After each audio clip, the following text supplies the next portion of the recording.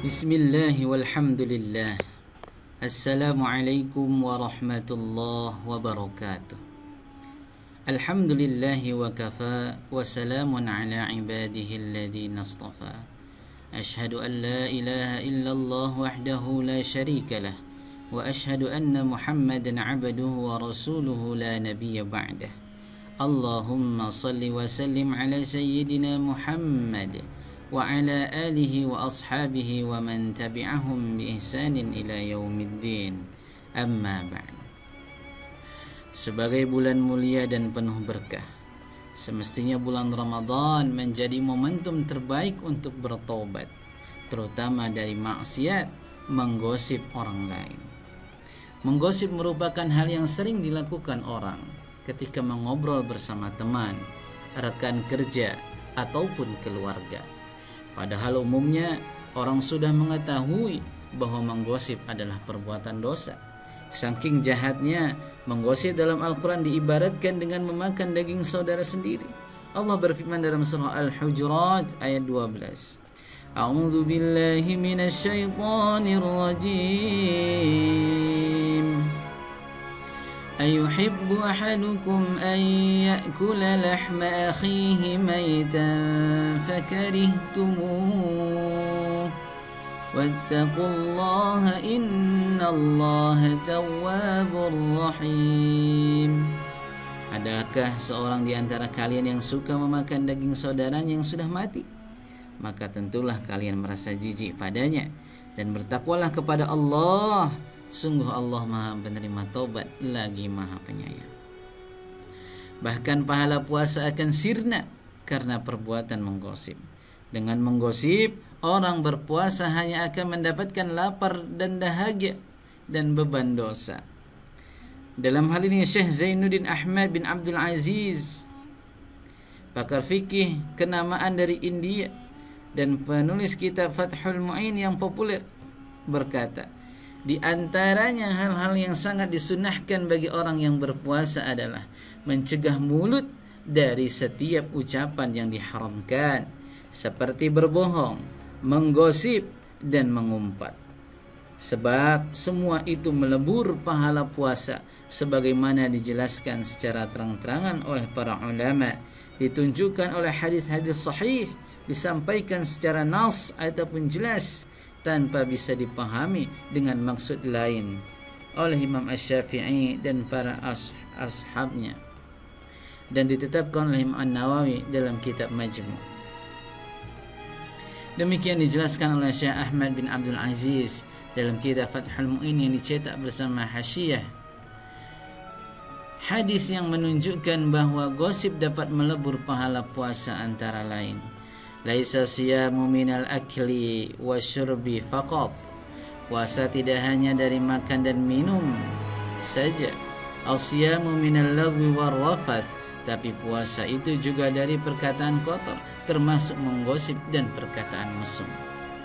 Man lam yada' qawla zur wal amal bihi wal jahlu falaysa lillahi hajatan. Siapa saja yang tidak meninggalkan ucapan yang batil, melakukan kebatilan dan kebodohan, maka tidak ada hajat bagi Allah.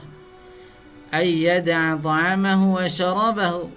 Tidak ada hajat bagi Allah dalam puasa yang dilakukannya dengan meninggalkan makan dan minum. Lalu bagaimana cara tobat dari dosa menggosip orang lain yang sudah terlanjur dilakukan, seperti yang kadang terjadi di bulan Ramadan? Merujuk Syekh Muhammad bin Salim dalam kitabnya menyebutkan cara tobat dari dosa menggosip adalah dengan melakukan 4 hal. Yang pertama, menyesali gosip yang telah dilakukan. Yang kedua, segera menghentikan perbuatan menggosip saat itu juga. Yang ketiga, berketetapan hati, bermantap hati, atau bertekad bulat tidak akan mengulanginya lagi. Dan yang keempat, terakhir, meminta kehalalan atau kerelaan dari orang yang digosip secara langsung.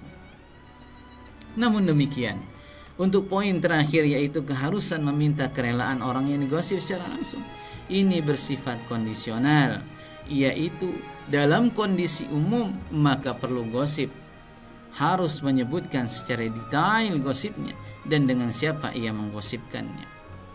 Dalam kondisi khusus, bila pengakuan gosip secara detail justru menimbulkan bahaya pada diri pelaku gosip atau orang lain, menambah marah orang yang digosip dan menimbulkan fitnah-fitnah lainnya, maka pengakuan gosip secara detail justru tidak boleh dilakukan. Dalam kondisi khusus yang digosip telah meninggal atau pergi dalam waktu yang sangat lama dan tidak mampu berkomunikasi, maka pelaku gosip hendaknya meminta ampunan kepada Allah untuk orang yang digosip.